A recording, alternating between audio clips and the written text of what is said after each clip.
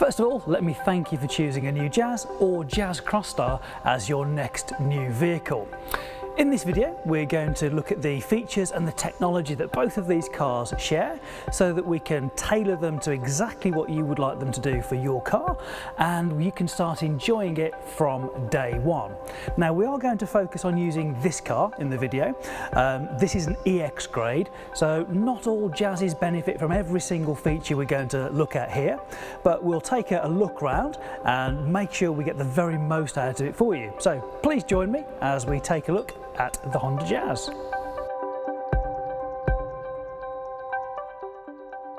When it comes to unlocking and locking your car, there are a couple of ways you can do it. I'll show you both of those. So first of all, we can use the remote and we can press the unlock button and it will put the guide me home lights on. It will wind the door mirrors out and of course we're able to open the door. When it comes to locking, we press the top button and it will lock the car and fold the door mirrors in for us automatically. However, there is a second way we can do this by putting the key in our pocket, handbag, jacket, bag, wherever. We can use the keyless system. So as long as we're in proximity of the car, all we need to do is put our hand behind the door handle. You'll hear it unlock the car. And now I can open the car and of course the door mirror unwinds. When it comes to locking the car using the same system, there are three little ridges on top of the door handle. All we need to do is make contact with those. So I'll show you that. We shut the door. It's locked. I can check it if I want to make sure that the door is actually locked. But after a few seconds have passed, as soon as we put our hand in again, of course, it will unlock the car for us. Now, if you ever find yourself in a position where the battery in your remote has gone flat, all you would do, slide that little catch over, take out the blade inside the key, pop it into the traditional lock, which is on the driver's side door handle, and you can get into the car.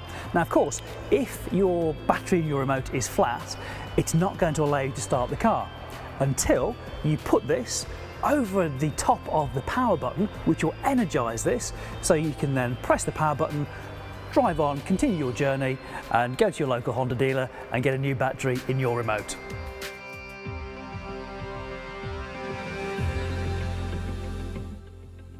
So to start your Jazz, all you need to do is put your foot on the foot brake, press the power button and the car is ready to drive. Now, sometimes the petrol engine will fire up, sometimes it'll be in EV mode. That's going to depend on the state of charge of your battery and also the temperature of the car and outside. So when you're ready to drive, you'll see a little symbol of a green car in the dashboard with arrows underneath it. Then you're ready to select your drive. So we're in P for park at the moment. So we press the little lever just at the front of the gear shift, into reverse, through N for neutral, and then into D for drive, and we're good to go. There is another little section on here for which is B mode. So we pull the little lever at the front of the gear stick, and that allows us to go into B mode, which is for brake. So this is when you come off the accelerator, the car will actually slow down more than if you were in D mode.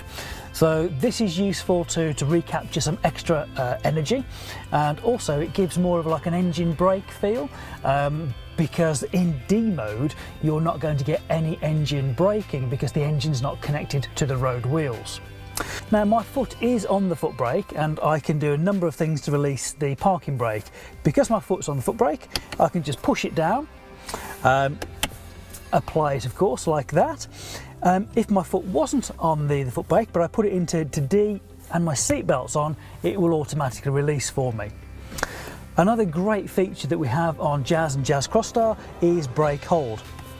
So when we press this to set it, what it does is when we've been driving and we come to 0 miles an hour by using foot brake, the car will hold on the brake pressure for me. It's like the car putting its pressure on the brake pedal. So that means I don't have to at junctions, or if I'm queuing up at traffic, put the parking brake on, because the car is going to keep me stationary until I select either reverse or drive or B to actually continue my journey.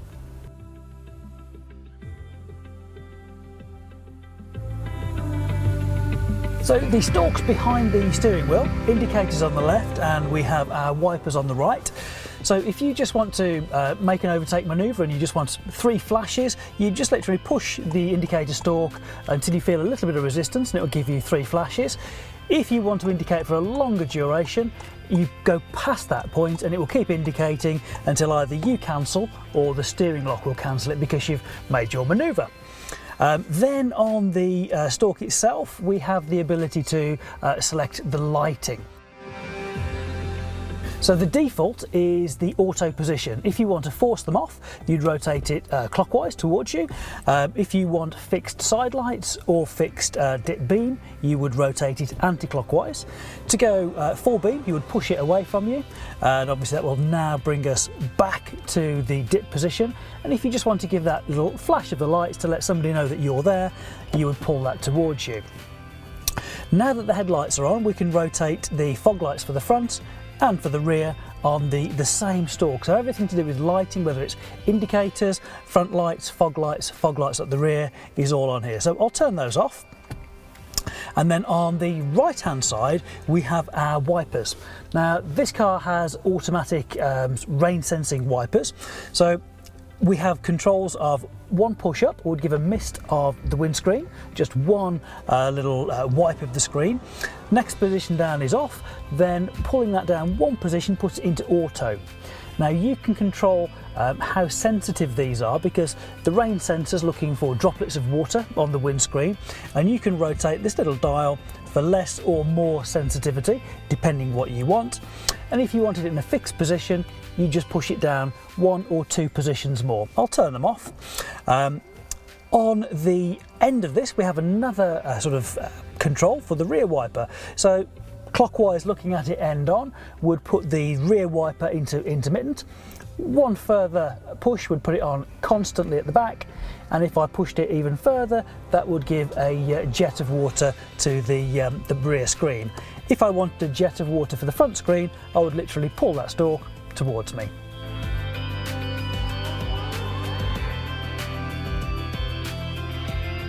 To adjust the door mirrors, literally by my right hand here, I've got a little slider, so push it towards R for the right hand mirror, then this little circular control will allow me to get the angle exactly right for my visibility, and then I'd push it over to the L position to do the passenger side. If I want to fold the door mirrors in while I'm inside the car, I can push the button, it'll fold the door mirrors in for me, but of course when I lock the car it will automatically do that and then wind them out for me as well. Just below the adjustment for the door mirrors we have the unlock and lock button for the doors. So if I'm driving along and I feel the need to make sure nobody can get into the car, I can just press the button, it will lock all the doors, nobody can get in, and obviously unlock is the other way. Below that we have the ability to isolate the other 3 window switches. So with the amber light on there, there's only me that can operate the entirety of the windows within the car. When the amber light's not on, everybody can adjust their individual windows. And remember, we've got one touch system on here, so we can, if we want to, get to the first point of resistance, and as soon as we release it, that's where the window will stay. But if we want to go for the one touch system, past that point of resistance and it will fully close or fully open the window for me.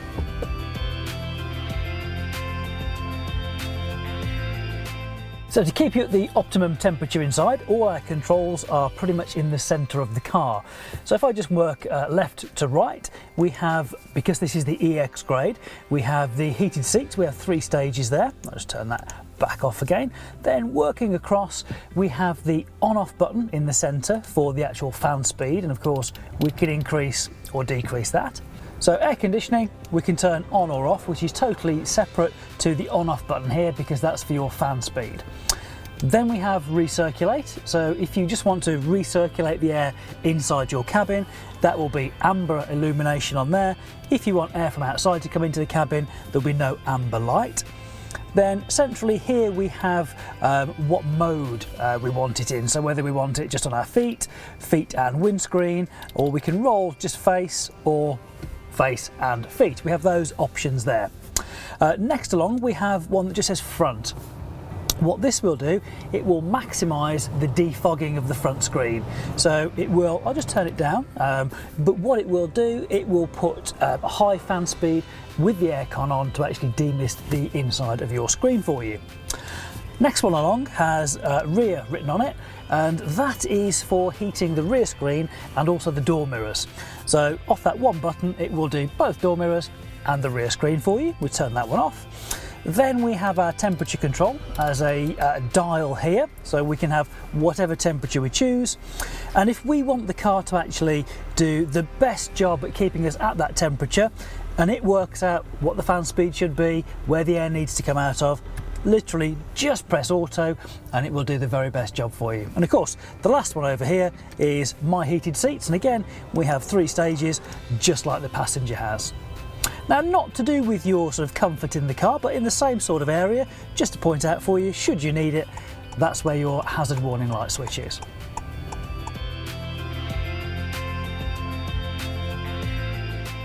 Now, to keep that versatility and practicality, we know Jazz has got cup holders in the centre, in the door pockets, and by the air vents to keep them climate controlled.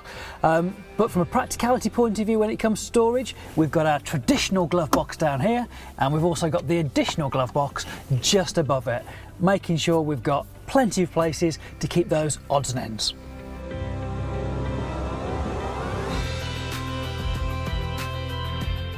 So to get your seat right, to make sure that you're comfortable driving, but importantly safe as well, we need to make sure that we can get the right adjustment, that we can fully depress the pedals. Then we'd look at adjusting the height. So I'll raise this up a little bit. I've got a lever just by my right hand down here to pump the seat up on the level.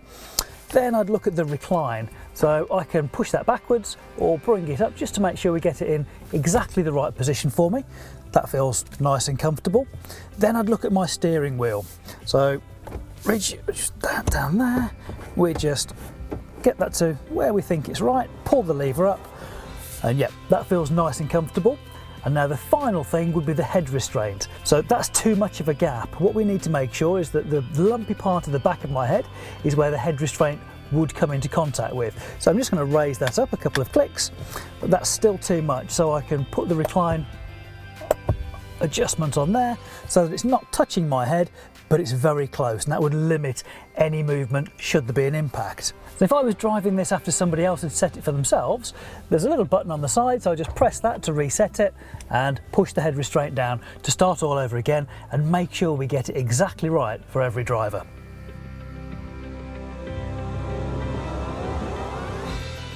Now that we've got our seat and our steering wheel set up, the final thing is our seat belt. So we can adjust the height of where it comes out of the B-pillar. And if this is our shoulder, we don't want the seat belt coming over the top of it, and we don't want it too sharp an angle either. So just make it nice and comfortable so that it's safe. Now I'm going to raise that up a couple of notches, and that feels and looks perfect.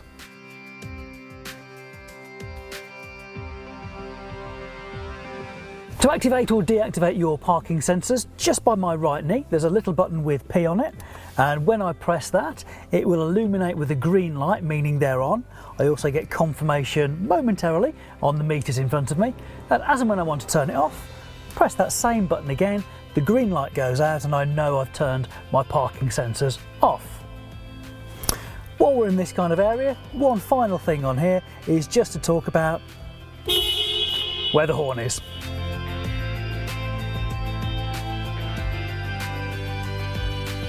Okay, so the first one on our menu is the hybrid menu. We press the button for home, we push the thumb wheel and it will show us what kind of mode we're in, whether we're in full EV, taking energy from just the battery, hybrid, where we've got the petrol engine running as well, or in engine drive, where the engine is physically driving the electric motor to the road wheels. Next one down, we have our instantaneous fuel economy. We also have our trip meter on there. We can scroll between trip A and trip B, and if you want to reset that, you just push the thumb wheel, scroll on to reset and push that button again. Next one down is our last 3 trips, so we can see how we've been driving, or whoever had the car before us, how they were driving. Next one down will give us, again, some averages about driving. So how long this driving journey is, what our average speed has been since we last reset it. We go back onto the home button again. The next one down will be music. If we're playing something through CarPlay or the radio, we could access it there. Next one down is for the mobile phone. So when we scroll onto that one, we press the home button, onto the phone, and we can see that there's a phone connected here. So we could access the details there. Let's go down one, and that will give us our satellite navigation, turn by turn signals. So you will get your map in the Connect screen to the left, but actually you'll get your turn by turn signals straight in front of you. Next one down is our speed alarms. So you could have these set at 30 or 50 as is there. They've got a line through them, so this isn't going to activate on this particular car, but I could just go into one of those. I'll go into the top one, and this will now activate every time I go over 30 miles an hour. It will give me a little bong now I've changed that setting. Next one down is information about the seatbelt. Yes, we're in a 5-seater car and there's only the driver got their seatbelt on. That's perfectly okay. There's only me in here. Then we have part of our sensing features. So quite easily I could turn off my lane departure warning, my blind spot information, or my collision mitigation braking system, simply by scrolling through and pushing that button. I'm going to leave those all on. I want to be as safe as possible. The final icon on here gives us the ability to tailor which icons we'll see as we scroll through. At the moment they're all on there, but if you have 3 or 4 favourites and you don't really use any others, you can just deselect those, making it even easier to access what you want when you want it. Now on the right hand side of the steering wheel we have a few functions here to do with our speed limiters, our intelligent adaptive cruise control, and also lane keeping assist system, not to mention our heated steering wheel on this particular grade. So from the top we have a button with LIM written on it. As I scroll through, that will change between LIM with what looks like a traffic sign in front of it, and then a speedo with the car in front of it. LIM, when I set a speed, that is the speed limit of the car.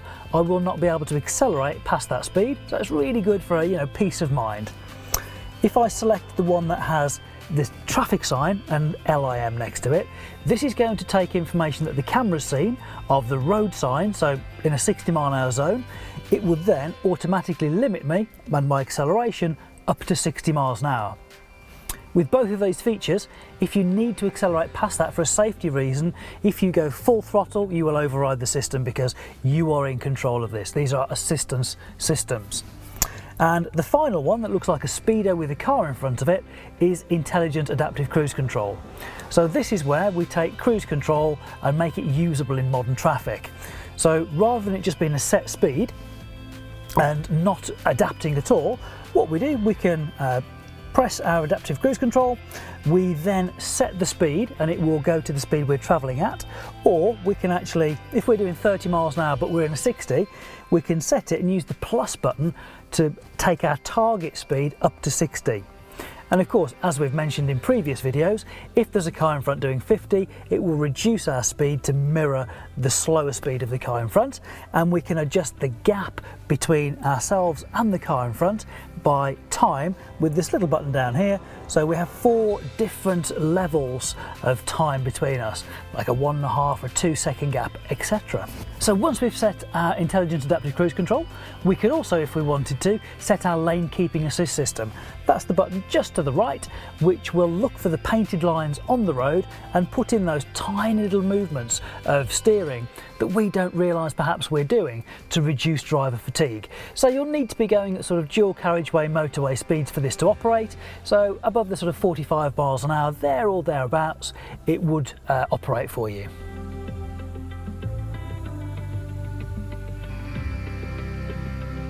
Now from a driver's point of view, you have plenty of relevant, easy to read information straight in front of you. So I'll just take you through what we've got. On the right hand side, because we're stationary, we have the sign to tell us that the parking brake is still on. Then we have our fuel gauge for our petrol tank.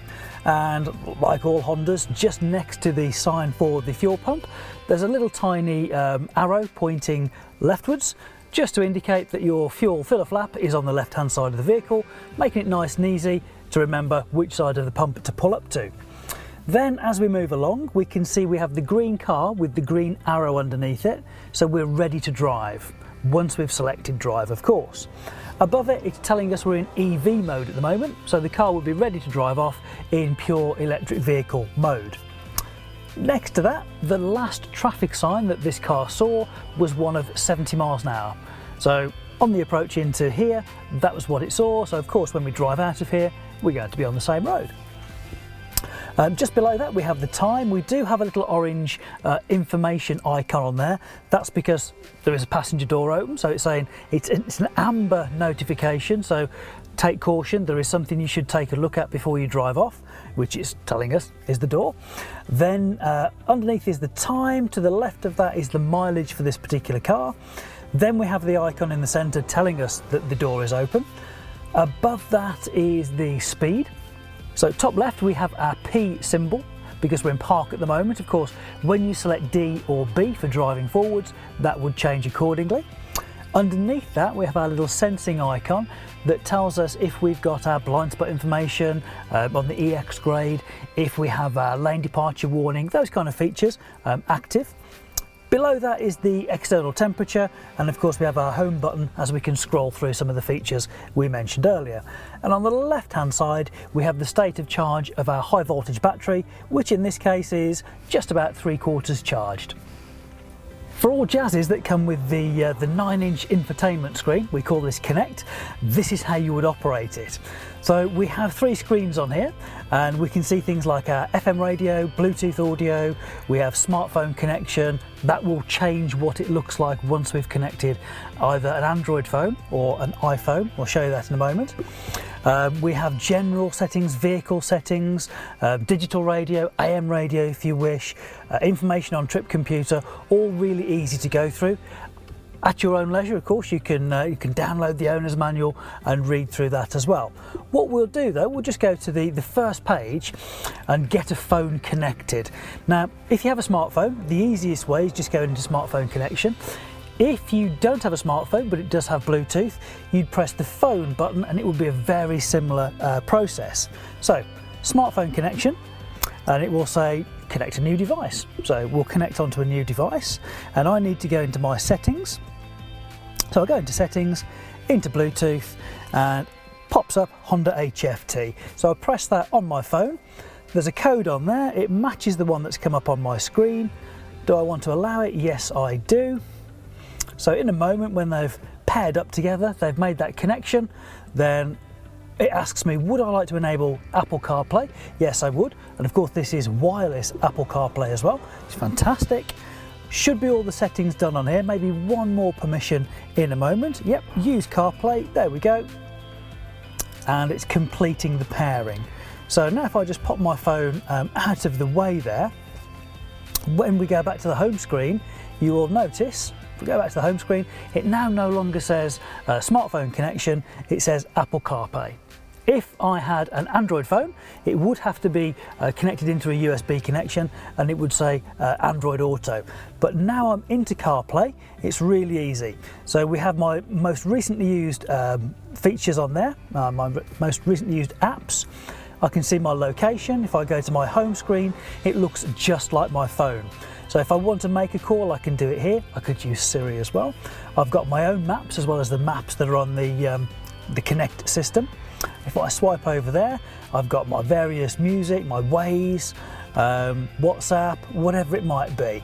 So I can go home from there, but that is the connection. That's literally a couple of presses on there. I can now make and receive phone calls, and I don't have to go in through my phone or my Bluetooth. It's actually made that connection all in one press. If I want to use the radio, I just press FM, it'll bring that up for me. And if I want to see what radio stations are available, just press station list, and it will bring them all up for me. If I want Radio 1, superb stuff, I can actually store that in by pressing and holding it, waiting for the beep, and that stored that in as a preset for me. So I can use my volume on here, or of course on the steering wheel. I'll just turn that down a little bit. Along the bottom now, I can choose different inputs for my audio. So I'm going to go to DAB, Digital Audio Broadcasting. And to see what's available, if I go to the ensemble list, it puts it into different categories. So I'm going to go for my BBC stations. This will tell me what's available. If I wanted Radio 5 Live, it'll tune in to that for me, picks that all up, which we've got on there. And then to store it in, I would just press and hold, and it's stored in as another preset for me. So really easy to use. From the home page there, we could have accessed DAB from here, AM for amplitude modulation as well. So lots of things that you can discover as you actually own the car and get to grips with the car, but really easy to use from the get-go. So before we close the rear doors, it's probably worth pointing out we have child locks on both rear doors, and to activate them, all we do, we simply push that down, and if we want to take them off, push that little lever back up again.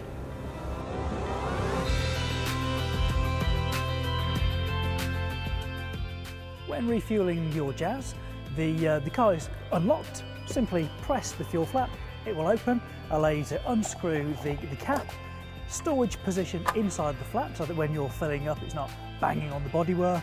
Then of course when you come to screw it back in, you can't over tighten it. Has a ratchet system on there, then close the flap and you're good to go. So when you've unlocked the car, it's really easy to open the boot of the Jazz and the Jazz Crossstar. Underneath the H badge is an electronic latch to release the tailgate. So when we're in, we can see the cavernous boot, and we have even more storage underneath this sort of little carpet section just at the back here for those odds and sods. Now, hopefully you never get a puncture, but if you do and you want to use your temporary repair kit, it's just behind here. That'll give you everything you need to repair that at the side of the road, or of course you've got your roadside assistants who you can call up and will sort everything out for you. Now, in a moment I'm going to walk around this side of the car and have a look at the magic seats and see how we'd fit the Isofix child safety seats in. But while we're at the back, it's worthwhile pointing out the top tether points for those child seats are in the roof lining of the Jazz and the Jazz Crossstar. And now from here we can actually see these little plastic buttons, but underneath those are the metal bars our Isofix child safety seats would click into and make them really safe and secure. But of course these are magic seats, we love them. So from the top we have the little lever, seat goes down completely flat, giving us really big boot space, and of course we can do that with the passenger side as well. But of course, magic seats are much more than that. We can fold them up, we can even get into the car, and of course we can do it on the passenger side as well. When it's in that position, that locks it into place so that we can carry whatever we need to in the back of the car. And to lower it down, the exact reverse. Release it, pop it into place, push it down, and it's ready for a rear seat passenger. For the maintenance items underneath the bonnet, first of all, we need to open the bonnet. So just by the driver's feet, there's a little lever to release the first catch on the bonnet. Then to release that one, we just slide our fingers across, pop up the bonnet stay so we can see underneath the bonnet. Now, first thing you're going to see that's different is we do have some orange insulation around the cables for the high voltage system of this hybrid. No need to touch those. All we need to concern ourselves with is topping up screen wash. Just behind that we have the reservoir of coolant for the engine, so of course you would check that when the engine is cool, and if it's getting close to the minimum, make sure you top that up with genuine Honda coolant. Behind there we have brake fluid, again same goes there. If that's dropping down a little bit, make sure we top that up with Honda brake fluid.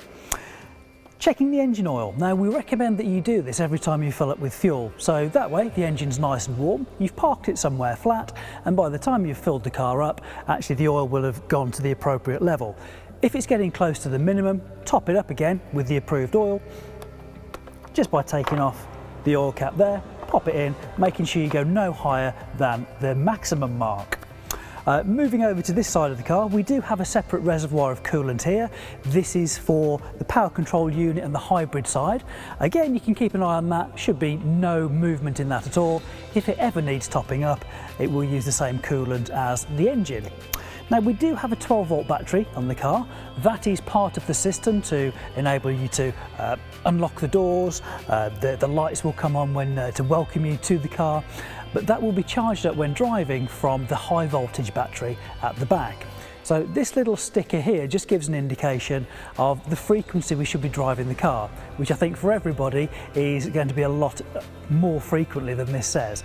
What it's alluding to is that every 3 months you need to drive it for at least 30 minutes. So again, no issues there. So once we've checked everything under the bonnet, we'll close it down. So pop the stay back into its little holder and just let the weight of the bonnet close itself. Now, of course, other maintenance you'll want to do is making sure that the depth of the tread on your tyres is good, and also that your tyre pressures are at the correct pressure for you and also for the occupants you've got in the car.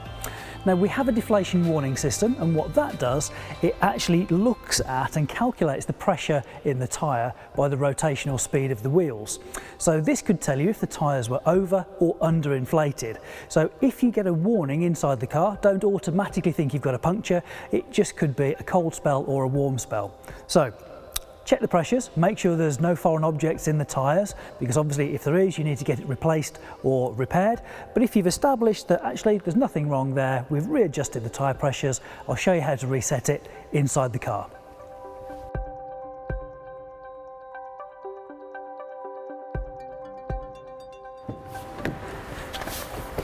So now we're in the car, all we need to do is put the power on. The car will set itself up, and the Connect screen will bring us to our home page once we've selected Start on there. Now, from this main screen, what we want to do is pick out Vehicle Settings, just up there. And another option we have here is the Deflation Warning System. So to reset it, once we've checked that the pressures are okay and the tyres are in good condition, we press Calibrate, that resets it, and it's done.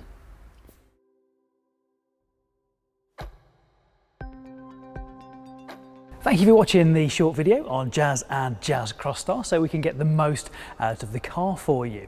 So I'm sure we've discovered some new features and how to set them up, and also revisited some familiar ones.